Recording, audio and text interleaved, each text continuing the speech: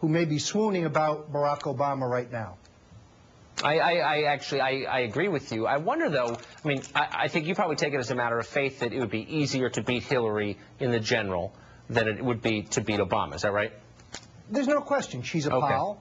She's a hack. She believes in virtually nothing. It would be a race to the center by both candidates. I mean, Bill Clinton is smart enough to know that you don't win a presidential election on the far left or on the far right. There will be an attempt to push McCain to the far right. He'll resist that. And there'll be an attempt by the Republicans to properly place Hillary Clinton on the far left. She'll resist that. So it's a race to the middle.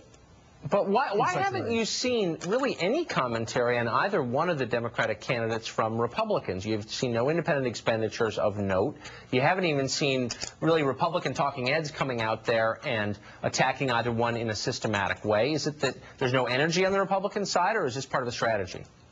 No, I think that it's not a question of energy. I think it's a question of mechanics. I do think you'll see Republican surrogates and Republican leaders start to go out and question Barack Obama on the policy side. But, Tucker, don't lose any sleep. There'll be plenty of time to properly portray the issue positions of Barack Obama before this November's election. You're still very early in the process. You made me remember that Jimmy Carter was a phenomenon that came out of nowhere. He talked about an America as good as its people. He talked about restoring confidence in the post-Watergate period. He had very little specific to say about the issues other than the fact that he pledged to balance the federal budget, sounding like a conservative Democrat. Ford pounded away on his lack of specifics, his lack of being pinned down.